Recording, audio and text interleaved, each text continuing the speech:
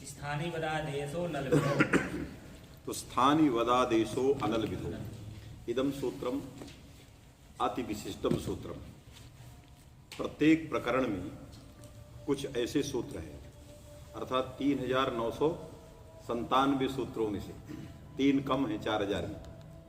पाणिनि सूत्राष्टक जो है उसमें कितने सूत्र संख्या है? 3997 सूत्रों में कौमुदी कितने सूत्रों पर बनी है? 1200 सूत्रों के 1275 सूत्रों पर लगभग सिद्धांत बन गई है कि नहीं? तो इन सूत्रों में कुछ ऐसे सूत्र हैं जो विशिष्ट सूत्र हैं। जैसे हम पंच संधि के अंदर सूत्रों को देखते हैं तो 3 सूत्र इसमें आते हैं पंच संधि में। कौन कौन? स्थान विदादेशो नल विधौ और अचः प्रश्न पूर्व विधौ और न पदांत दुर्वचन। ये 3 सूत्र ये क्रम में आते हैं। अजंत पुल्लिंग में चलते हैं तो अर्थवोधातुर प्रत्यय प्रातिपदिकम कृतद्धि समासास्य और स्वरूपाणाम एक शेष, ये 3 इधर आते हैं।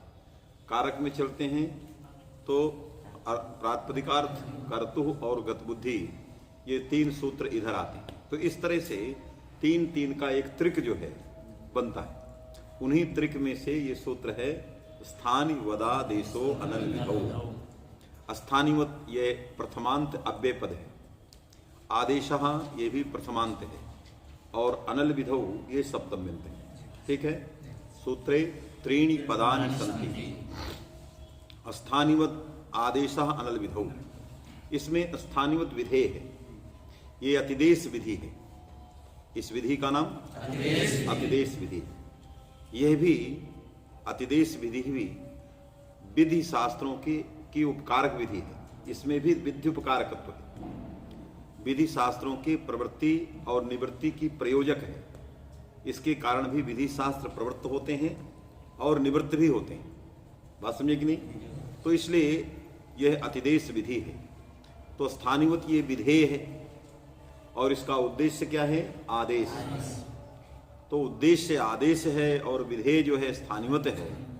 और पाठक्रमात् अर्थक्रमो बलीयः, कहते हैं ना, पाठक्रमात् पाठक्रम से अर्थक्रम श्रेष्ठ होता है। इसलिए अर्थक्रम में पहले उद्देश्य आएगा। जैसे वृद्धिरादेश में पाठक्रम तो वृद्धि और आदेश है, लेकिन अर्थक्रम में आदेश वृद्धि है और पाठक्रम में वृद्धिरादेश है कि नहीं?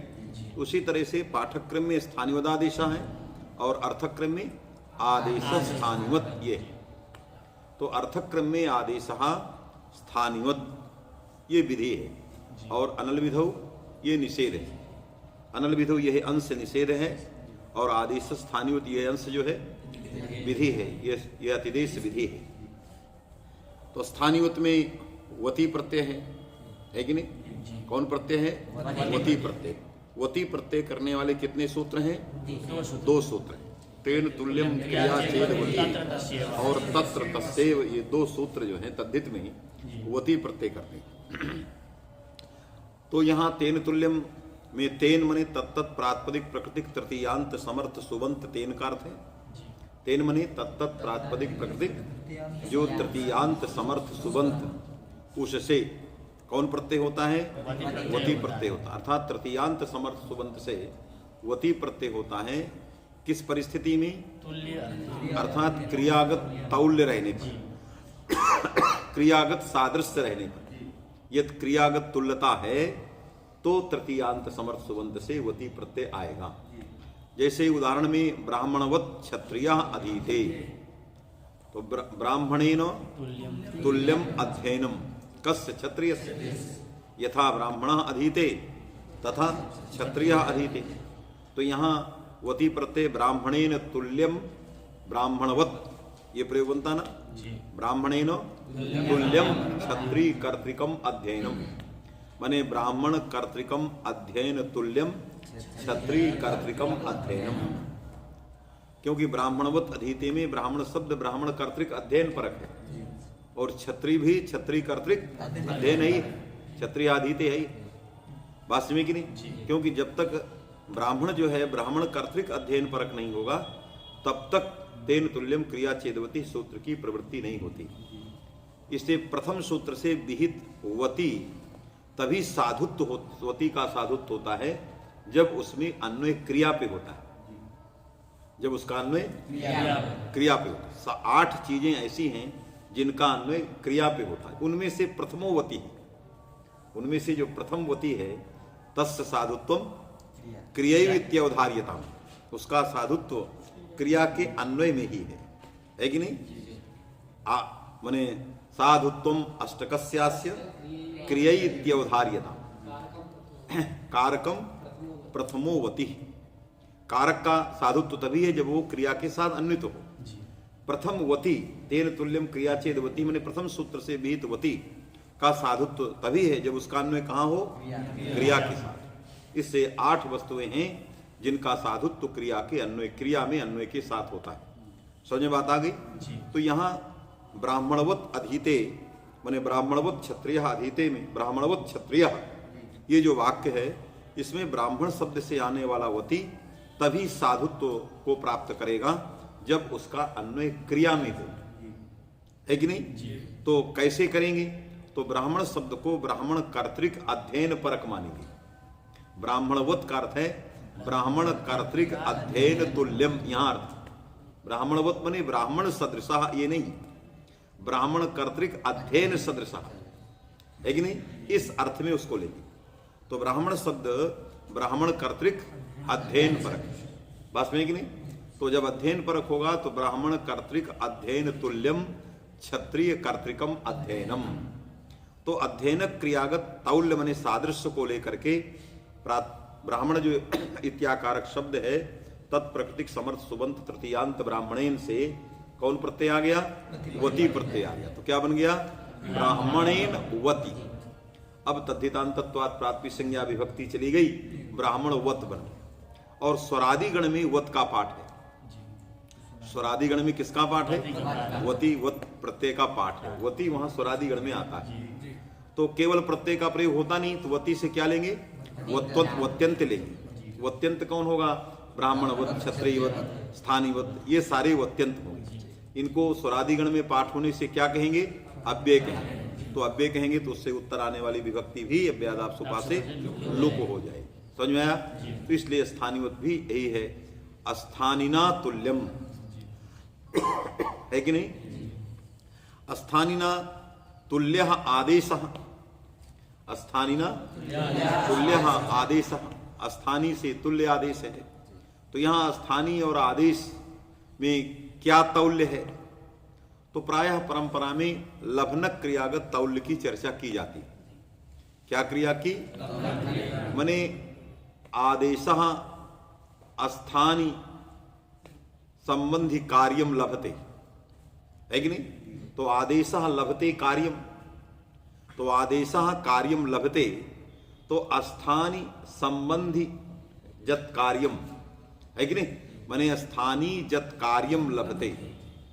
तो अस्थानी जत कार्यम लभते में अस्थानी कर्तृकम लभन क्रिया, कार्य कर्मकम यत किंचित विधेय कर्मकम अस्थानी कर्तृकम लभन क्रिया तत्तुल्यम आदेश कर्तृकम यद किंचित विधेय कर्मकम लभन क्रिया।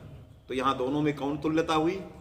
लभन क्रिया की तुल्यता हुई। वही तुल्यता कि नहीं? अस्थानी कर्तृकम लभनम यत तत्तुल्यम आदेश कर्तृकम लभनम। तो यदि किंचित विधेय कर्मकम अस्थानी कर्तृकम यल लभनम तत्तुल्यम यद किंचित विधेय कर्मकम आदेश कर्तृकम लभनम। यह अस्थानियोत आदेशा का जब इस प्रकार से लभन क्रिया की तुल्यता लेंगे तो यहां पर कौन प्रत्यय आ जाएगा? वती आ जाएगा। तो अर्थ होगा अस्थानिना तुल्यम, अस्थानिवत। सामान्य में नपुंसक है, अस्थानिना तुल्यम, अस्थानिवत, ये जो है शब्द बन गया तेन तुल्यम क्रियाचेत वती। विग्रह ऐसे भी कर सकते हैं कि नहीं? स्थानिनः इव, अस्थानिनः इव अयम आदेशः, तत्र तत्र तस्यैव, तत्र तस्यैव के क्या उदाहरण है? मथुरायाम हैं, मथुरायाम इव, ये सप्तम्यंत और षष्ठ्यंत का चैत्रस्य इव मैत्रस्य गावः, यथा चैत्रस्य गावः तथा। तो चैत्रस्य इव चैत्रवन मैत्रस्य गावा, चैत्रस्य इव चैत्रवन मैत्रस्य गावा।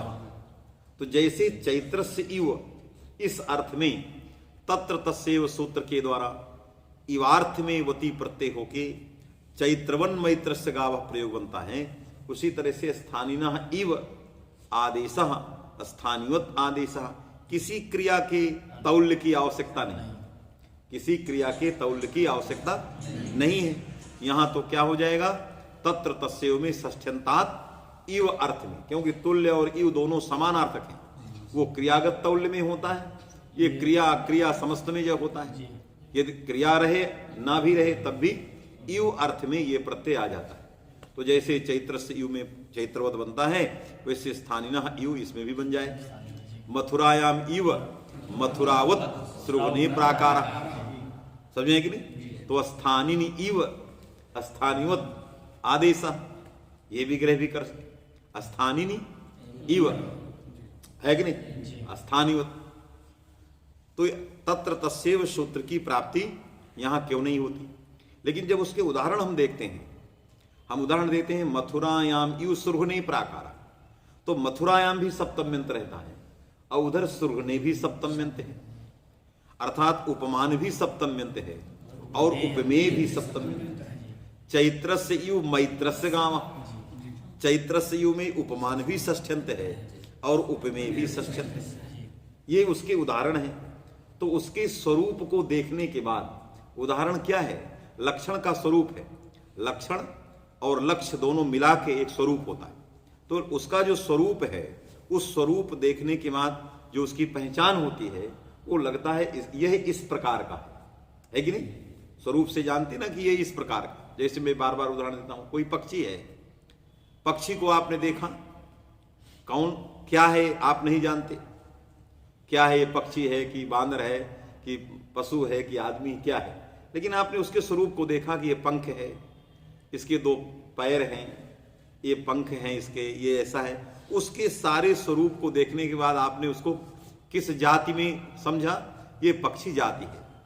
क्या समझा उसको, ये पक्षी वर्ग है, पक्षी वर्ग का है, इसकी जाति पक्षी है, समझ गए। तो इस तरह से बहुत सारी चीजें जो है किसी के स्वरूप को देखने के बाद पहचान में आ जाती है किस वर्ग का है कि नहीं, किस वर्ग का है, किस जगह का है, कैसा है। जैसे गंगा के किनारे जाओ और गंगा के किनारे के प्रदेश को देखो, देश को देखो, और देखने के बाद कहो कि ये तट है। क्या कहोगे उसको, तट है। क्यों जान गए, उसके स्वरूप को देखकर, क्योंकि इस प्रकार के नदियों के किनारे वाले प्रदेश का स्वरूप ऐसा होता है, और इस तरह का स्वरूप जहां जहां रहेगा उसको हम क्या कहेंगे, तट कहें, समझे कि नहीं। तो हम स्वरूप से वर्ग का निर्धारण कर लेते हैं, उसी को कहते हैं आकृतिक ग्रहणा जाति। उसी को क्या कहते हैं, उसके आकृति से, उसके स्वरूप से ग्रहण होता है, ज्ञान होता है, उसके स्वरूप से उसका जो क्षेत्र है, उसका जो जाति है वो व्यंग हो जाती है, प्रकाशित हो जाती कि नहीं। ये तट है, ये पक्षी है, ये है, ये है, उसके स्वरूप से हो जाती, बात समझे कि नहीं। इसलिए जब इसके स्वरूप को देखा गया, किसके स्वरूप को, तत्र तस्यैव के स्वरूप, जब तत्र तस्यैव के स्वरूप को देखा गया तो ये पता लग गया कि ये उपमान और उपमेय समान विभक्त्यंत होना चाहिए, समान विभक्त्यंत होना। माने यदि उपमान और उपमेय दोनों समान विभक्त्यंत हैं तभी इस सूत्र की प्रवृत्ति होती है। तो इसके स्वरूप से इसके प्रवृत्ति के बीज का पता चला। तत्र तस्यैव के स्वरूप से क्या पता चला, उसकी प्रवृत्ति का बीज, कारण पता लग गया कहां लगता है। तो इसकी प्रवृत्ति का बीज क्या है, उपमान और उपमेय में समान विभक्त्यंत। हमने दोनों स्वरूप उसको देखा, मथुरायाम इव सुर्घने दोनों सप्तम्यंत, चैत्रस्य इव मैत्रस्य दोनों षष्ठ्यंत। तो इस स्वरूप से पहचान में आया कि उपमान और उपमेय दोनों यदि समान विभक्त्यंत हैं तो यह सूत्र की प्रवृत्ति होती है। आया, यही इसकी प्रवृत्ति का बीज मान लिया।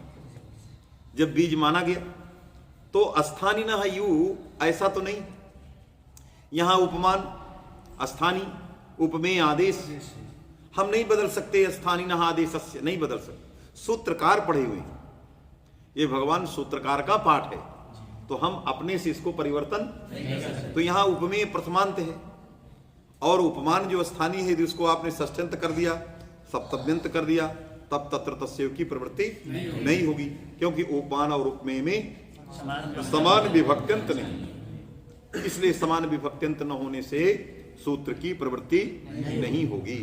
बात समझ में आएगी नहीं? समान वचनकत्व तो नहीं कह सकते, क्योंकि स्थानिना भी एक वचन है और आदेशा भी एक वचन, इसलिए ये नहीं कह सकते कि उपमान और उपमेय को समान वचन होना चाहिए। न्यास ने समान वचनकत्व का प्रयोग कर दिया, लेकिन समान वचनकत्व का तात्पर्य समान विभक्त्यंत में है, क्योंकि समान वचनक तो कोई भी हो सकते हैं। नीलस्य घटा ये भी समान वचनक है, नीलस्य घटा में क्या है? समान वचनक, तब तो बोध हो जाना चाहिए। लेकिन समान वचनक यदि कहीं प्रयोग आया है, वो प्रयोग समान विभक्त्यंत में ले जाना, आया कि नहीं? इसलिए समान वचनक माने समान विभक्त्यंत, बात समझे कि नहीं? इससे समान विभक्त्यंत न होने से यहां पर तत्र तस्यैव सूत्र की प्राप्ति नहीं होगी। इसीलिए सभी व्याख्याकारों ने इसका जो विग्रह किया वो स्थानिना तुल्यम, यही विग्रह किया। बात में कि नहीं? मने स्थान कर्तृक जो स्थान कर्तृक जो प्राप्ति है, उस प्राप्ति के समान आदेश में भी प्राप्ति रहेगी, है कि नहीं? तो इसलिए तेन तुल्यम क्रिया चेदवती से लभनक क्रिया, काशिका ने लभनक क्रिया की चर्चा नहीं किया। काशिका ने कहा स्थानी यत् कार्यम लभते नहीं, ये नहीं कहा। स्थानी लभते की व्याख्या न करके स्थानी वर्तते, स्थानी वर्तते, आदेशः वर्तताम, ये दूसरी तरफ चले गए। स्थानी है कि नहीं? स्थानी है, स्थानी तो रहेगा ही, है कि नहीं? वो उतना वो उद्वेजक नहीं है, उतना वो बहुत अच्छा लक्षण नहीं है। लेकिन लभनक क्रिया का जो लक्षण है वो वस्तुतः ठीक है। स्थानी प्राप्नोति, आदेशः प्राप्नुहि, आदेश भी उसको प्राप्त करे, है कि नहीं? तो आदेशः प्राप्नोतु यदि स्थानी प्राप्नोति, बात में कि नहीं? तो इसलिए लभनक क्रिया का तौल्य जो है वो ठीक है। काशिका में बहुत सारी ऐसी चीजें हैं जो सिद्धांत कौमुदी से बड़ी विपरीत है। यदि आप काशिका पूरा देखें तो सिद्धांत कौमुदी से बड़ी विपरीत व्याख्या है, और बहुत जगहों में, एक दो जगहों में नहीं, बहुत जगहों में विपरीत व्याख्या है। इसलिए हम लोग सिद्धांत कौमुदी जैसे पूरा होगा वैसे हम लोग काशिका शुरू करें। हम एक बार प्राचीन व्याकरण के भी उन ग्रंथों को स्पर्श करेंगे, है कि नहीं? मैं भी जगह जगह काशिका तो देखी है, अक्षरशः मैंने भी नहीं पढ़ा है कि एक तरफ से चला हो और पूरा हो गया हो, क्योंकि वो अष्टाध्यायी क्रम है, वहां पहले वृद्धिरादेश मिलेगा। तो इस क्रम से भी हमें जानना चाहिए कि ऐसे क्रम से उन्होंने क्या अच्छी व्याख्या, 14 सूत्रों पर बड़ी लंबी चौड़ी व्याख्या कर, वहां एक एक 14 सूत्रों पर व्याख्या है कि नहीं? इसलिए वो ग्रंथ हम लोग चूंकि इस परंपरा में रह गए तो सिद्धांत कौमुदी को ही देखते रहे, हमें इसके पूर्ववर्ती आचार्यों को भी देखना चाहिए। इसलिए हम लोग इससे रिक्त होने के बाद फिर काशिका पर हम लोग करेंगे। और काशिका प्रथमावृत्ति द्वितीयावृत्ति दो हैं, लघु काशिका, बृहत काशिका और फिर भाष्य है। फिर इसके बाद वो क्रम भाष्य में आता है। बात समझ में आ गई? तो काशिका कारणी किस दृष्टि से लिखा, बहुत जगह उदाहरणों में भेद है, तात्पर्य में भेद है, सूत्रार्थ में भेद है, बहुत सारी परिवर्तन है। अब किसका क्या औचित्य है ये जब वो पढ़ेंगे तब इसके बाद चलेगा। जो समझ में आ गया? तो बन गया स्थानवत् आदेशः। इस सूत्र की आवश्यकता है कि नहीं ये विचार करना है। इस सूत्र क्यों बनाया गया, क्या प्रयोजन है, बात समझे कि नहीं? किसी चीज के बनाने का कारण क्या होता है, उसका प्रयोजन।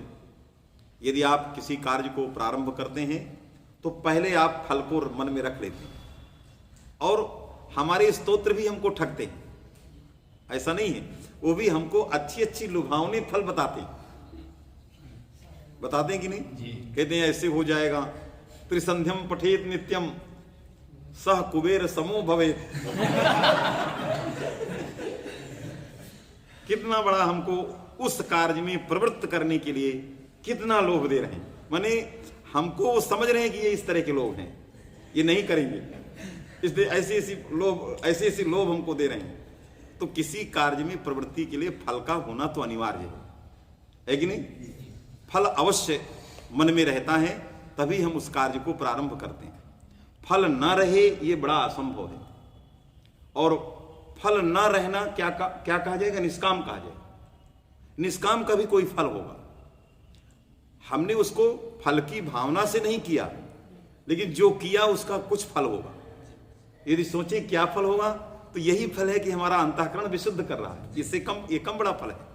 सकाम कर्म से ये इसमें मल भरा रहेगा और निष्काम कर्म से मल दूर हो जाए। ये कम फल, बहुत बड़ा फल है। समझे है कि नहीं? तो इसलिए इसका प्रयोजन क्या है? भगवान पाणिनि को इस सूत्र बनाने की जरूरत क्या पड़ी?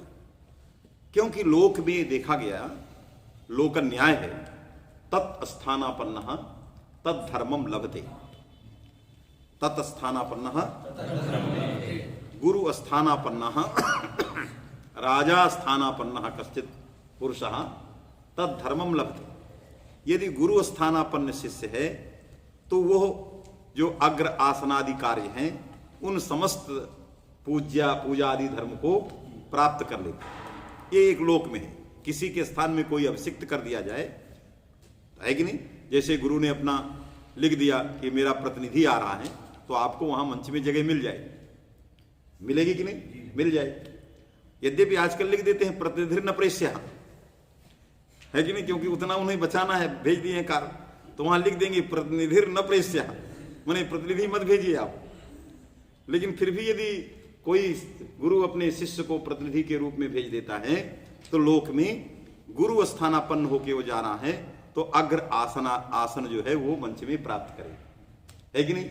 उसी तरह जब लोक में तत्स्थानापन्न व्यक्ति तद्धर्म को प्राप्त कर लेता है, पूज्यत्वादि जो धर्म है, पूज्यत्वादि जो धर्म है, उन समस्त धर्मों को अग्र आसन प्राप्ति, कर्तृत्व, पूज्यत्व, श्रेष्ठत्व, है कि नहीं, सम्मानत्व, पाद संवाहनत्व, यदि शिष्य के यहां चला गया है, किसी धनी के यहां गया तो पाद संवाहनत्व, ये सारी चीजों को, उच्च स्वादयुक्त भोजनत्व, ये तत्सर्वम लभते।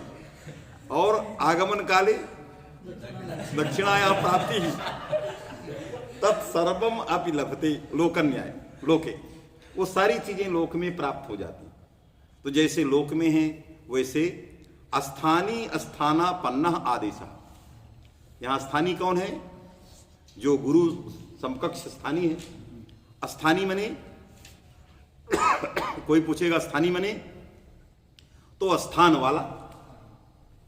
आपसे पूछा जाएगा धनी मने, तो आप कहोगे धन वाला। तो आपसे पूछा स्थानी मने, तो आप कह दो स्थान वाला। स्थान वाले को स्थानी कहते हैं। स्थानम अस्ति अस्थिति स्थानी।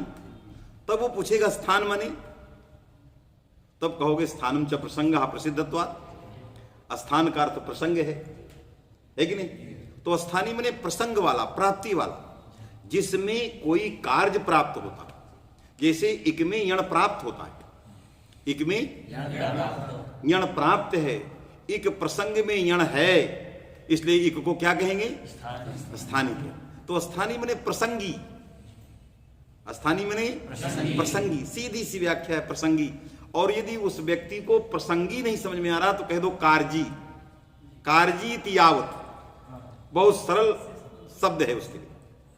तो स्थानी मने प्रसंगी, कहेगा प्रसंगी तिस को था, तब कहो कारजी तियावत, उसमें यावत जोड़ दो, जिससे उसको लगे कि ये अब इसके बाद बस फलितार्थ है। अब इससे सरल हम नहीं कह सकते, आपको आए या ना आए, बात समझे कि नहीं? तो स्थानी का अर्थ होता है प्रसंगी, है कि नहीं? प्रसंगी माने कारजी। तो स्थानी अस्थानापन्न आदेश। स्थानी गे, रामायण में स्थानी कौन है? गे। तत्स्थानापन्न क्या है? या। तद्धर्मम लभते सुप्तम लभता। यदि गुरु स्थानापन्न शिष्य दक्षिणा प्राप्त कर सकता है, अग्रासन प्राप्त सकता है, उसकी वो पूजा को प्राप्त कर सकता है, तो स्थानीय स्थानापन्न जो आदेश है या, ये भी सुप्त को प्राप्त करेगा। यदि सुप्त को प्राप्त कर दिया तो लोकन न्याय नहीं वो सकलेष्ट सिद्धौ संजातायाम इदम सूत्रम किमर्थम व्यर्थम। फिर इस सूत्र की क्या उपयोगिता रह गई, है कि नहीं? तब कहो कि इस सूत्र की आवश्यकता इसलिए है क्योंकि स्वरूपम शब्दस्या शब्द संज्ञा सूत्र बने हुए। स्वरूपम शब्दस्या शब्द संज्ञा ये सूत्र जो है शब्द के स्वरूपाश्रित कार्यों को ही होते हैं। स्वरूपम सूत्र बलात् शब्द का जो एक अपना स्वरूप है जो दूसरी जगह नहीं जा सकता। जैसे हन का एक अपना स्वरूप है, हकारोत्तर अकारोत्तर नत्व, ये बध में नहीं रह सकता। हन स्थानापन्न बध है। हन स्थानापन्न क्या है? बध। तो हन में जो रहने वाला उसका स्वरूपाश्रित धर्म है धातुत्व, क्योंकि भ्वादिगण पठितान पूर्वी सदृशान पूर्वी हंत्व है, हन है माने हंत्व, हकारोत्तरवर्ती नकारोत्तर अर्थ, ये उसका नत्व, ये उसका क्या है? स्वरूपाश्रित धर्म है कि नहीं? इस स्वरूपाश्रित धर्म को लोक न्याय से बध में नहीं लाया जा सकता है कि नहीं? क्यों? हन भिन्न बध भिन्न। कथम? स्वम